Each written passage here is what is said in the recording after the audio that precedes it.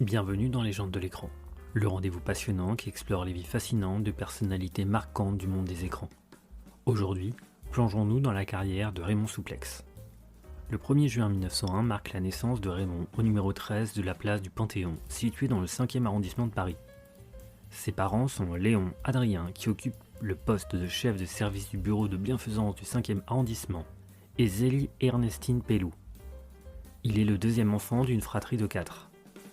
À l'âge adulte, il fait une tentative pour intégrer le conservatoire en 1920, mais il n'y parvient pas. Au début de sa carrière, il exerce en tant que clerc d'huissier le jour et se produit en tant que chansonnier le soir.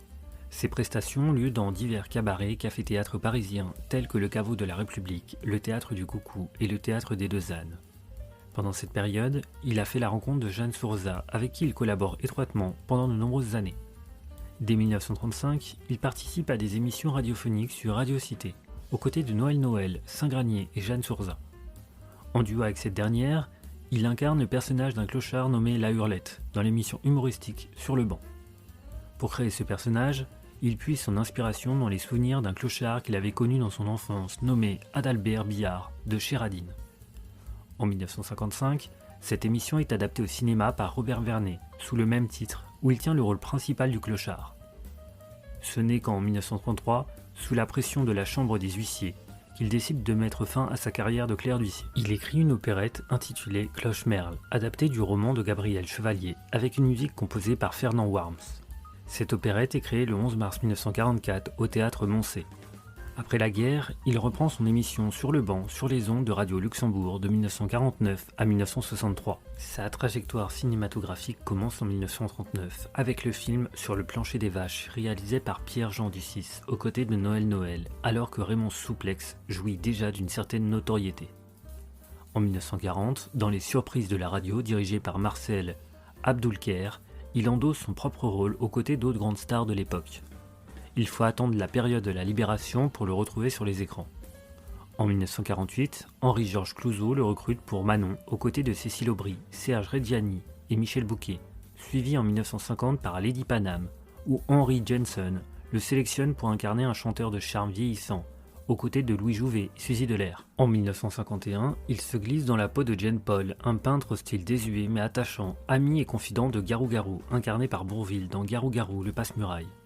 Ce rôle le propulse à une certaine popularité. De la décennie 1950 au début des années 70, Raymond Souplex est un visage familier pour le public télévisuel et apparaissant à maintes reprises dans des émissions de variété de l'ORTF, notamment dans l'émission de Jean Nohain, 36 chandelles. En 1957, Claude Lourcet sélectionne Raymond Souplex pour devenir la tête d'affiche de la série télévisée policière française Les 5 dernières minutes, où il endosse le rôle de l'inspecteur promu commissaire en 1965 d'Antoine Bourelle. Ce personnage est inspiré par son interprétation du commissaire Basquier dans le film Identité judiciaire, qui partage de nombreuses similitudes avec celui du commissaire Bourelle. L'acteur et son personnage restent célèbres pour la réplique « Bon Dieu, mais c'est bien sûr !» à la fin de chaque épisode, lorsque l'enquêteur résout l'énigme et s'adresse directement au spectateur pour l'inviter à le suivre dans ses raisonnements. Il façonne lui-même son personnage, la coupe de cheveux à la brosse et la moustache, la gabardine, le nœud papillon, le chapeau rond. La collaboration avec Claude Lourcet dure 56 épisodes de 1958 à 1972. Bourelle est assisté dans la série par Jean Doran dans le rôle de l'inspecteur Dupuis.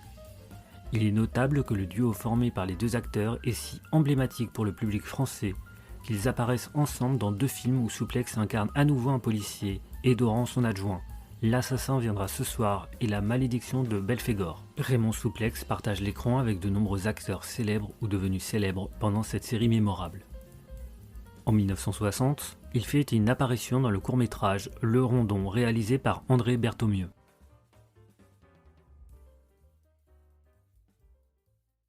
Le dernier enregistrement de Raymond Souplex pour la série Les 5 dernières minutes a eu lieu lors du tournage du 56e épisode. Malheureusement, il décède le 22 novembre 1972 des suites d'un cancer du poumon à son domicile au 7 rue Cauchois dans le 18e arrondissement de Paris. Cet épisode, intitulé Un gros pépin dans le Chasselas, reste inachevé. Pour compléter le tournage, Claude Lourcet et Claude-Jean Bonnardeau font appel à un juge d'instruction et à un greffier, introduisant un artifice scénaristique.